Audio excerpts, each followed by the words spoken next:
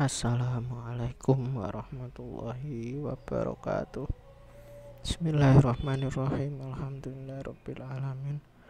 Allahumma sholli ala sayyidina Muhammadin al-Fatihil lima uhlik wal khatim sabaq nasirul haqqi bil haqq wal hadi ila siratikal mustaqim. Wa ala alihi haqqa qadri wa miqdaril azim. Rabbi ishrah li sadri wa yassir li amri wahlul 'uqdatam min lisani yafqahu qawli. Amin ya rabbal alamin. Alhamdulillah, pada kesempatan kali ini kita masih diberi kesehatan, kekuatan, motivasi sehingga kemudian kita bisa melanjutkan kajian kita, yaitu tentang metode bimbingan kelompok. Yang kedua, sholawat serta salam marilah kita aturkan kepada junjungan Nabi Agung Muhammad SAW. Semoga kita semua termasuk umat beliau yang mendapatkan syafaatnya di yaumil qiyamah. Amin ya rabbal alamin. Tema yang akan kita bahas kali ini adalah metode bimbingan kelompok.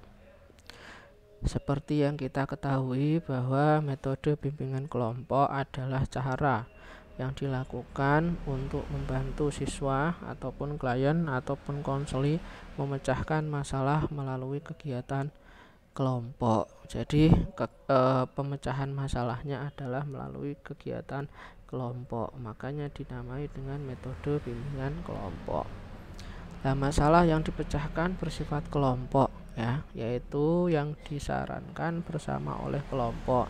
Jadi masalahnya adalah masalah yang sifatnya kelompok, kemudian disarankan bersama oleh kelompok ataupun beberapa orang siswa. Atau bersifat individual atau perorangan, yaitu masalah yang disarankan oleh individu seorang siswa sebagai anggota kelompok. Jadi masalah yang dibahas itu bisa masalah yang sifatnya berasal dari sebuah kelompok ataupun masalah yang disarankan oleh individu untuk kemudian dibahas ataupun dijadikan tema dalam bimbingan kelompok. Penyelenggaraan bimbingan kelompok antara lain dimaksudkan untuk mengatasi masalah bersama atau individu yang menghadapi masalah dengan menempatkannya dalam kehidupan kelompok.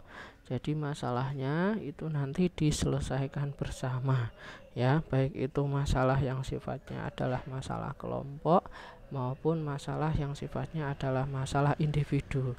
Tapi tetap penyelesaiannya adalah dengan penyelesaian bimbingan kelompok. Metode bimbingan kelompok biasanya sering dilakukan dalam pelaksanaan kegiatan bimbingan dan konseling di mana terdapat pemimpin kelompok ataupun leader dan anggota kelompok yang menggunakan dinamika kelompok. Jadi di dalam bimbingan konseling kelompok nanti ada seorang pemimpin kelompok atau disebut sebagai leader dari kelompok tersebut, yang mana kemudian ada juga yang disebut sebagai anggota kelompok. Nah, di dalam konseling kelompok nanti ada yang namanya dinamika kelompok ataupun interaksi di dalam kelompok. Nah, dinamika kelompok, interaksi di dalam kelompok itulah nanti yang akan menimbulkan sebuah treatment, sebuah penyembuhan, sebuah penolong dalam sebuah masalah dalam masalah yang dialami oleh konseli ataupun klien. Jadi masalah klien itu akan terbantu, akan tertolong, akan terselesaikan dari proses dinamika kelompok ataupun interaksi yang ada di dalam kelompok, yang mana itu nanti akan dipimpin oleh pemimpin kelompok. Kajian konseling kelompok merupakan pendekatan yang integratif yang memadukan konsep dinamika kelompok, multikulturalisme, dan kompetensi personal konselor. Jadi di dalam konseling kelompok ini sangat integratif berbeda dengan konseling individu yang hanya memang terdapat antara konselor dan juga konseli. Tapi di sini konselingnya itu dalam bentuk kelompok. Jadi sekali lagi sangat pendekatannya ini sangat integratif. Yang mana nanti kenapa disebut integratif, karena memang di dalam sebuah pelaksanaan konseling kelompok itu nanti ada yang namanya dinamika kelompok, ya, karena memang tadi ya antara anggota kelompok satu dengan anggota kelompok yang lain itu adalah pribadi yang berbeda, sehingga kemudian dari interaksi tersebut akan terjadi yang namanya dinamika kelompok. Yang kedua adalah multikulturalisme, ya. Jadi seperti yang saya sampaikan bahwa antara anggota satu dengan anggota yang lain itu adalah pribadi yang berbeda, sehingga kemudian akan terdapat macam-macam kebudayaan, ya. Jadi kebudayaan si A, kebudayaan si B, kebudayaan si C, lah itu namanya adalah multikulturalisme. Yang ketiga adalah kompetensi personal konselor, karena memang di sini seorang konselor dituntut untuk memiliki kompetensi dalam melaksanakan layanan bimbingan kelompok, karena memang harus mengkondisikan ya suatu kelompok, harus mengkondisikan suatu dinamika kelompok. Nah, konseling kelompok bertujuan untuk mengubah perilaku anggota kelompok berdasarkan hasil interaksi kelompok. Jadi dari hasil interaksi kelompok, dari hasil dinamika kelompok itulah ya harapannya bisa mengubah perilaku anggota kelompok. Harapannya bisa membantu menyelesaikan problem anggota kelompok. Itulah konseling, bimbingan konseling kelompok. Dan pada kesempatan kali ini kita juga akan mengkaji tentang jenis-jenis ataupun macam-macam bimbingan kelompok. Yang pertama ya, jenis ataupun macam bimbingan kelompok yang pertama adalah program homeroom. Program ini ya ataupun program homeroom dilakukan di luar jam pelajaran dengan menciptakan kondisi sekolah ataupun kelas seperti di rumah, sehingga tercipta kondisi yang bebas dan menyenangkan. Jadi program homeroom ini ya namanya homeroom, yaitu ruang rumah kan seperti itu. Nah, tujuannya apa? Tujuannya menciptakan kondisi kelas, kondisi sekolah itu seperti di rumah, sehingga kemudian tercipta sebuah kondisi yang bebas, menyenangkan ya. Lah dengan kondisi yang bebas, dengan kondisi yang menyenangkan ya tersebut ya siswa dapat mengutarakan perasaannya seperti di rumah, sehingga timbul suasana keakraban. Jadi dari penciptaan kondisi seperti di rumah ya, sehingga kemudian siswa bisa bebas, bisa menyenangkan ya. Yang selanjutnya agar supaya siswa tersebut itu bisa ya mengutarakan perasaannya sebagaimana di rumah ya, itu sehingga kemudian dari program homeroom ini harapannya bisa tercipta ataupun timbul suasana keakraban. Tujuan utama program homeroom ini ya ataupun program bimbingan konseling kelompok, program homeroom ini adalah agar guru dapat mengenal siswanya secara lebih dekat, sehingga dapat membantunya secara efisien dalam bentuk bimbingan kelompok. Jadi karena memang tadi tercipta sebuah kondisi yang bebas, menyenangkan, sehingga kemudian siswa dapat mengutarakan perasaannya, sehingga kemudian timbul keakraban ya. Sehingga yang terjadi ya guru itu dapat lebih mengenal siswanya lebih dekat lagi ya. Kalau kemudian sudah mengenal siswanya lebih dekat lagi, maka seorang guru tersebut ataupun konselor bisa membantu siswa secara efisien dalam bentuk bimbingan kelompok.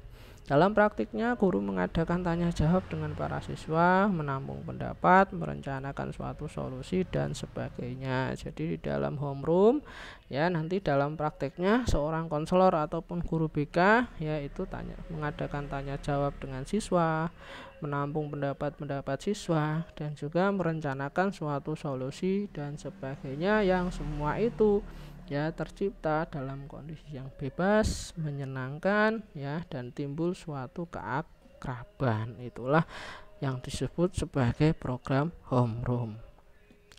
Yang selanjutnya adalah jenis atau macam ya bimbingan konseling karya wisata.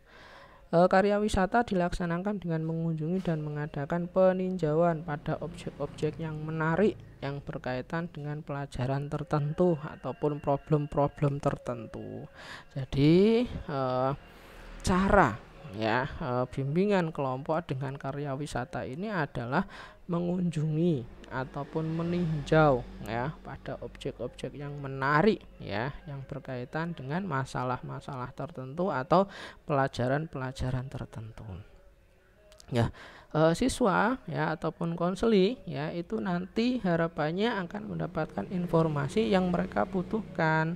Hal ini akan mendorong aktivitas penyelesaian diri, kerjasama, tanggung jawab, kepercayaan diri, serta mengembangkan bakat dan cita-citanya. Jadi dari mereka berkunjung, dari mereka meninjau akan dapat informasi yang mereka butuhkan, sehingga kemudian siswa ataupun konseli akan terdorong dalam rangka melakukan aktivitas penyelesaian diri, kerjasama, tanggung jawab, lebih percaya diri dalam mengembangkan bakat dan juga cita-citanya. Tetapi karya wisata memerlukan waktu yang panjang dan biaya, karena memang tadi mengunjungi tempat tertentu, jadi otomatis harus butuh biaya. Waktunya juga panjang karena memang bisa seharian atau berhari-hari dalam rangka mengunjungi objek-objek ataupun tempat-tempat tertentu dan perencanaan juga harus matang, kira-kira tempat-tempat mana yang kemudian bisa dikunjungi agar nantinya siswa bisa mendapatkan informasi yang mereka butuhkan. Terus kemudian selain waktunya panjang, biaya juga memerlukan perencanaan, persiapan yang tidak sebentar Contohnya misalnya di dalam mahasiswa itu ada yang namanya PKL PKL-nya itu nanti pergi kemana dan itu sekali lagi objek-objek wisata nanti adalah objek-objek yang menarik yang berkaitan dengan program studi tertentu. Misalnya untuk bimbingan dan konseling nanti bisa ke Apkin misalnya, ataupun mengunjungi universitas yang ada bimbingan konselingnya yang sudah mapan ataupun berkunjung ke rumah rehabilitasi jiwa ataupun berkunjung ke Dadang Hawari Center di situ nanti ada rumah gangguan jiwa nanti bisa berkunjung ke tempat-tempat tersebut agar supaya mahasiswa ataupun konseli bisa mendapatkan informasi yang dibutuhkan. Yang selanjutnya adalah diskusi kelompok. Diskusi kelompok merupakan suatu cara di mana siswa memperoleh kesempatan untuk memecahkan masalah secara bersama-sama. Jadi nanti masalahnya baik itu masalah kelompok maupun masalah dari individu itu dipecahkan secara bersama-sama Setiap siswa memperoleh kesempatan untuk mengemukakan pikirannya masing-masing dalam memecahkan suatu masalah. Jadi karena memang di dalam anggota kelompok ada beberapa siswa, maka setiap siswa nanti memperoleh kesempatan untuk mengemukakan pikirannya masing-masing terkait dalam pemecahan suatu masalah. Dalam melakukan diskusi, siswa diberi peran-peran tertentu seperti pemimpin diskusi dan notulis notulen dan siswa lain menjadi peserta atau anggota. Jadi nanti ada pemimpin kelompok ataupun ada notulen terus selanjutnya peserta yang lain bisa jadi peserta. Dengan demikian akan timbul rasa tanggung jawab dan juga harga diri di dalam masing-masing peserta didik ataupun siswa tersebut Jadi nanti ada yang mimpin agar supaya nanti diskusinya lebih terarah dan tidak kemana-mana Terus kemudian ada notulis atau notulen sehingga nanti hasil diskusinya bisa dirangkum, bisa dibacakan kembali sehingga kemudian nanti siswa bisa mendapatkan informasi wawasan yang dibutuhkan dalam rangka memecahkan suatu masalah. Yang selanjutnya adalah organisasi siswa. Organisasi siswa khususnya di lingkungan sekolah dan madrasah dapat menjadi salah satu teknik dalam bimbingan kelompok. Melalui organisasi siswa, banyak masalah-masalah siswa yang baik sifatnya individual maupun kelompok dapat dipecahkan. Jadi kita tahu bahwa di dalam madrasah ataupun sekolah ataupun perguruan tinggi ataupun masyarakat itu kan ada organisasinya. Nah, di dalam organisasi itu kan tentunya antara satu anggota dengan anggota yang lain itu kan saling berinteraksi, saling berdinamika di situ. Nah, nanti ya banyak ya melalui organisasi itu banyak masalah-masalah siswa ya ataupun konseli ya, baik itu yang sifatnya individu maupun kelompok itu dapat dipecahkan melalui organisasi tersebut. Maka organisasi siswa ini bisa juga masuk di dalam jenis bimbingan kelompok. Melalui organisasi siswa, para siswa memperoleh kesempatan mengenal berbagai aspek kehidupan sosial. Jadi dari organisasi ini, siswa itu bisa mengenal aspek kehidupan sosial. Mengaktifkan siswa dalam organisasi siswa dapat mengembangkan bakat kepemimpinan dan memupuk rasa tanggung jawab serta harga diri siswa. Jadi dari organisasi ini ya seseorang bisa mengembangkan bakat kepemimpinan. Ya, jadi nanti kan setiap orang punya tanggung jawab masing-masing ya, menjadi leader masing-masing, ada penanggung jawab program, ada penanggung jawab divisi ataupun seksi, ada tanggung jawab koordinator, ada pengurus harian ya, ada ketua ya. Jadi masing-masing nanti akan tumbuh ya bakat kepemimpinannya, sekaligus ya dapat memupuk rasa tanggung jawabnya ya. Tanggung jawabnya dalam artian koordinator ini tanggung jawabnya apa, tanggung jawabnya apa, terus pokoknya bisa memupuk rasa tanggung jawab serta bisa memupuk ya harga diri siswa. Jadi mereka bisa jadi lebih pede ya, lebih pede karena memang sudah dilatih kepemimpinannya, sudah dilatih rasa tanggung jawabnya. Yang selanjutnya adalah sosiodrama dan psikodrama. Sosiodrama dapat digunakan sebagai salah satu cara bimbingan kelompok. Ya, sosiodrama merupakan suatu cara membantu memecahkan masalah siswa melalui drama. Jadi masalah siswa ini bisa diselesaikan melalui sebuah skenario drama. Nah, masalah-masalah yang bisa didramakan ya dalam sosiodrama adalah masalah-masalah yang sifatnya adalah masalah sosial ya. Jadi masalah-masalah sosial ya, misalnya masalah interaksi dengan orang lain ya, masalah kurang percaya diri ataupun dan lain sebagainya. Intinya adalah masalah-masalah sosial itu bisa diatasi ya, dipecahkan dengan melalui metode sosiodrama.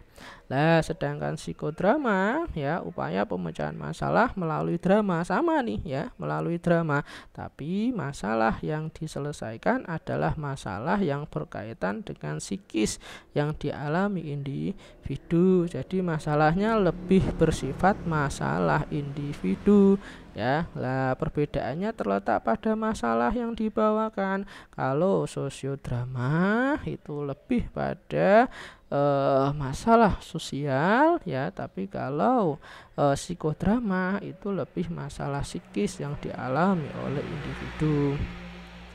Lah, pemecahan masalah individu diperoleh melalui penghayatan peran tentang situasi masalah yang dihadapi. Jadi masalah individu nanti bisa diselesaikan itu dari apa? Dari menghayati peran-peran yang dihadapi sehingga kemudian nanti masalahnya bisa terselesaikan.